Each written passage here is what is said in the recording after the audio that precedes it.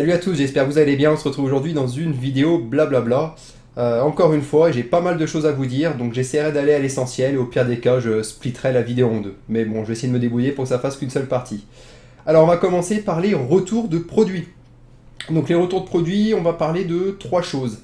La première chose, c'est le Wasabi Mango. Je sais pas si vous vous souvenez, mais je vous avais fait une petite vidéo donc comparative avec les moniteurs PC et des TV 4K qui pouvaient répondre aux mêmes exigences qu'un bon moniteur.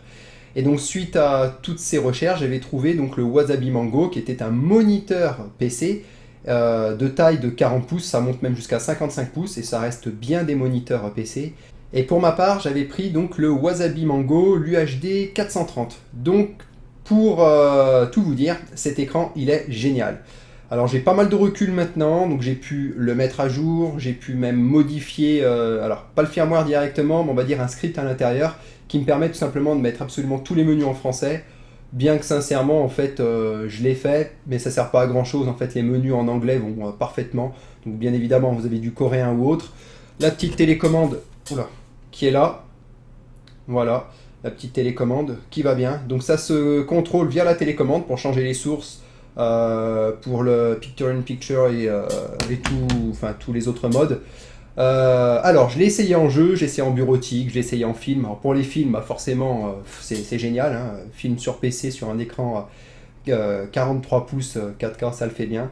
Alors bon, après, il faut avoir les films qui suivent si vous voulez vraiment utiliser parfaitement, on va dire, la quintessence complète du moniteur. Mais en tout cas, en ce qui concerne donc déjà les films, la bureautique, c'est très agréable. Je vois quand je fais mes montages ou autres, je peux utiliser qu'un seul écran plutôt que d'utiliser tous mes écrans. Et à côté, je me mets par exemple du stream ou autre. Et donc, ça me permet de vraiment travailler avec énormément de confort. Donc, très très très content de ce moniteur. C'est vrai que je le regarde. Il est grand et en tout cas, il convient à mes besoins. Alors, il conviendra pas à tout le monde. Il y en a qui trouvent ça trop grand. Mais je vous assure, en fait, on prend l'habitude. J'avais des 27 pouces. Et en fait, on s'habitue. Plus on monte en taille, plus on s'habitue et plus on veut plus grand. Donc vraiment, vraiment très très content. Et si j'avais une note à lui donner, comme je fais dans mes tests en règle générale, je lui donnerais, alors maintenant que je l'ai bien configuré, bien calibré également, je lui mettrais un bon 4, 4,5 sur 5. C'est vraiment un très très bon moniteur, avec pas mal d'entrées ou autres, pour mettre plusieurs périphériques, que ce soit des consoles, que ce soit le PC ou autre. Donc c'est vraiment très très agréable. Voilà. Autre chose, je reviens sur l'imprimante. Alors, je me souviens même plus de la référence. L'imprimante, c'est la Workforce WF. Ouais, Workforce WF 3640. Alors, je vous en avais fait un unboxing. Et en fait, j'avais pas fait de retour de test dessus. Parce que tout simplement, je l'ai utilisé. Puis, j'avais d'autres produits à vous présenter. Donc, c'est vrai que c'est pas que j'ai zappé, mais j'ai mis la priorité sur d'autres produits. Alors, qu'est-ce que je pense de cette imprimante? Tout simplement, elle est parfaite. Elle est parfaite, déjà, c'est une imprimante qui est semi-pro. Donc, l'avantage, c'est qu'au niveau des bacs, on peut mettre pas mal de ramettes, pas mal de feuilles. Donc, pas besoin de recharger souvent. Ce sont des petits détails, mais bon, qui font la différence à la longue. Et j'ai donc bien évidemment usé toutes les cartouches qui étaient de base. Et j'ai acheté un système complet CISS. Alors, j'avais fait une vidéo il y a déjà très longtemps. Pour ceux qui ne savent pas, CISS, en fait, c'est un système, c'est de l'encre continue, pour faire clair. Alors, dans mon système, en fait, j'ai acheté cette fois des cartouches que je remplis moi-même. Et donc, j'achète ça, vous voyez. J'achète ces petites bouteilles. J'achète ça, je ne voudrais pas vous dire de bêtises, mais il me semble qu'avec les frais de port, j'en ai peut-être pour 25-30 euros maximum. Et ça vous fait l'équivalent de dizaines de cartouches. Là, ce sont des bouteilles de 50 millilitres. Donc, c'est vraiment 50 millilitres. Donc ça vous fait plein de cartouches. J'ai utilisé, on va dire, des fioles complètes déjà. J'ai dû faire des centaines d'impressions, sincèrement. Comme je vous ai dit, j'imprime énormément. Donc j'ai vraiment fait beaucoup de choses avec. Déjà, à la base, l'imprimante, elle n'utilise pas beaucoup d'encre. Donc déjà, c'est un réel plaisir de pouvoir avoir une imprimante qui n'est pas coûteuse au niveau des cartouches. Et en plus, avec ce système-là, ça vous revient à rien du tout, quoi. En gros, avec ça, vous tenez, si vous imprimez quelques feuilles par semaine, vous tenez plus d'un an, quoi. Donc autant dire que c'est génial, quoi. Recharger ces cartouches maximum une fois par an, voire une fois tous les 2 ans, c'est vraiment parfait. Alors, il y a ce système-là et en fait vous achetez avec, c'est fourni, en fait c'est des cartouches qui sont transparentes, il y a un opercule que vous soulevez et en fait vous videz tout simplement l'encre à l'intérieur, vous mettez en fait donc les cartouches dans l'imprimante.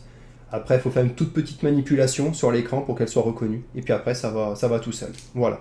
Donc très économique, imprimante qui est vraiment très bonne qualité d'impression, très bon débit au niveau du nombre de pages.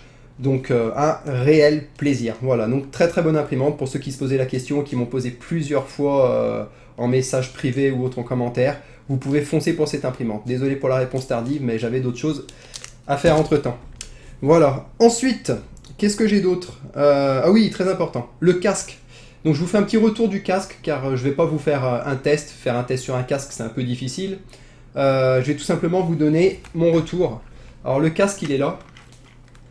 Vous voyez, c'est ce casque-là, donc le Superlux. Donc j'ai fait une vidéo il y a, je sais plus, 2-3 semaines, un truc comme ça, sur ce casque à 29 €, que j'ai découvert simplement via un prospectus, donc via une pub de chez Thomann, qui c'était en première page. Et en fait, d'habitude, je regarde pas forcément, parce que je regarde que quand j'ai besoin de quelque chose.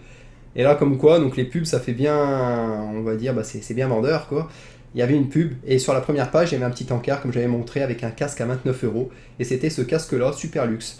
Et juste par curiosité, j'étais allé voir les évaluations, chercher dans mes vidéos, elles datent de 2-3 semaines, et j'avais, il y a peut-être 500 et quelques commentaires positifs. Alors je me suis dit, bon, quand il y en a 500 quand même et quelques, ça a l'air d'être sérieux. Je l'ai acheté, je l'ai essayé, et je vous le dis clairement, ce casque à 29 € vaut largement des casques qui valent 150, 200, 250 €.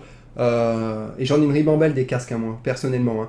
Comme je vous ai dit, hein, j'ai du Beats, j'ai du Sennheiser, j'ai du Sony, j'ai du Triton, là j'ai le Superlux, j'ai même plusieurs Beats. Enfin bon, j'en ai beaucoup des casques. Et ce casque-là vaut largement un casque à 150-200 € à l'aise, et il ne coûte que 29 €. Donc si vous voulez faire plaisir à quelqu'un ou faire plaisir vous-même, vous pouvez vraiment foncer dessus. D'ailleurs, il y a un de mes abonnés. Alors je vais pas citer son nom parce que je sais pas s'il voudrait que je cite son nom, je vais pas demander. Bref, en tout cas, il y a un de mes abonnés qui a laissé un commentaire d'ailleurs dans la vidéo unboxing, qui en a acheté 2 casques et qui le dit lui-même. Alors il a acheté en me faisant plus ou moins confiance, parce qu'on se connaît pas réellement. Il les a achetés et il a trouvé ça super. Et j'ai un autre de mes abonnés donc, qui en a acheté un, mais pas le même, qui a acheté un autre modèle.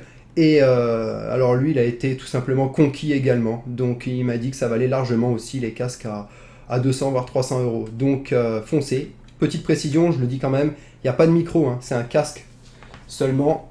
Donc par jack, vous voyez. Donc il n'y a pas de micro, c'est un casque audio, quoi. Mais pour 29 €, c'est une magnifique surprise. Et je serais presque tenté de lui mettre un 5 en fait sur 5. C'est rare hein, pourtant hein, que je mette que je mette un 5 sur 5. Parce qu'en fait, il vous livre avec d'autres coussinets en velours, enfin doux. Après voilà, faut aimer le côté aussi semi-ouvert ou autre. Mais bon, en tout cas pour 29 €, il a rien à envier au grand casque. Voilà. Alors, pour les retours, il me semble avoir fini. Je vais pas m'éterniser. Ouais, je ferai les autres retours dans d'autres vidéos. Voilà. Allez, on va passer donc maintenant au mode bureau. Donc au mode bureau, alors rapidement, je voulais vous dire que du coup le mode bureau ça va avancer, mais que j'avais sous-estimé certaines choses. Alors en effet, il y a le mode bureau lui-même, il y a les composants informatiques que je vais mettre dedans, et il y a aussi tout ce qui ne se voit pas. C'est-à-dire tout ce qui ne se voit pas, c'est-à-dire que je vais acheter par exemple des LED, mais qui seront masqués, qu'on ne verra pas. Je vais acheter aussi, vous verrez le système de fixation que je vais prendre, c'est quelque chose qui peut se coller, se décoller à l'infini, qui ne laissera pas de marque. Voilà, vous verrez par la suite. Enfin, j'ai acheté pas mal de choses, aussi des angles pour couper les rubans LED, pour faire les angles à certains endroits. Et comme je vous ai dit, ils ne se verront pas, ils seront tous masqués. Et donc pour faire ça, c'est vrai que j'ai dû acheter pas mal de choses. Je vous montrerai les colis, mais dans des vidéos qui seront vraiment dédiées à la section mode bureau. Et déjà, j'en ai pour aujourd'hui. Alors, aujourd'hui plus, j'avais mis ça parce que j'avais préparé mon papier, là il y a marqué 300 €. Et aujourd'hui, je viens de dépenser encore 100 € pour le mode bureau. C'est tout bête, mais aujourd'hui, qu'est-ce que j'ai dépensé dedans? Ça craint, j'ai oublié.